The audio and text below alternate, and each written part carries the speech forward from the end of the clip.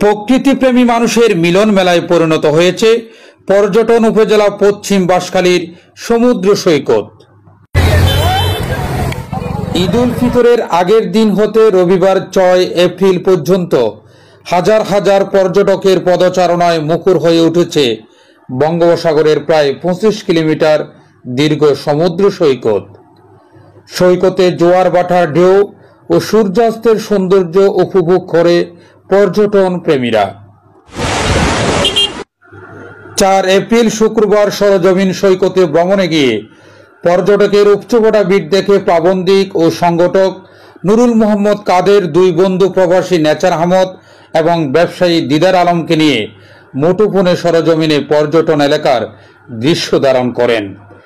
দেখা গেছে ভোরের সূর্য পূর্ব আকাশে উঁকি দেওয়া থেকে শুরু করে পশ্চিম আকাশে অস্ত যাওয়া পর্যন্ত সৈকতের বাহারচড়া, কানকনাবাদ, কদম রসুল, গন্ডামারা পয়েন্টের স্থাপনায় পর্যটকের উপচে পড়া ভিড়।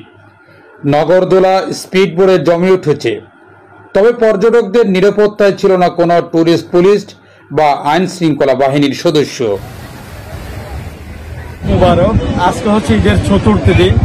আমরা এই মুহূর্তে আসছি বন্ধু বান্ধবদেরকে নিয়ে পশ্চিম বাঁশখালীর সমুদ্র সৈকতে।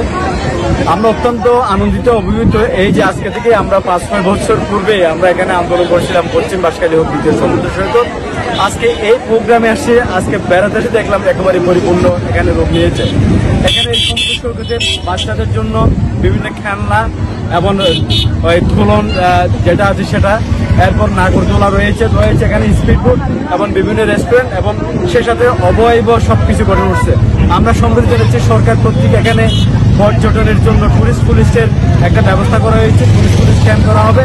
এটা সম্প্রতি যদি করা হয়, নিরাপত্তা যদি করা হয়, তাহলে এই সমুদ্র সৈকত থেকে বিপুল পরিমাণ রাজস্ব উন্নতি হবে। আমার মনে হচ্ছে দক্ষিণ চট্টগ্রামের সর্ববৃহৎ একটা সমুদ্র সৈকত হিসাবে পরিণত হবে। এবং সে সাথে আমরা যোগাযোগের ব্যবস্থা আর অনেকে দেখেছি, সরু রাস্তা হওয়ার কারণে অনেকে এখানে আসতে পারতেছে না বড় গাড়ি। সাপ্তাহিক ছুটির দিন ভ্রমণকালীন সময়ে সৈকতে হাজার লোকের পদচারণায় মুখর হয়ে ওঠে।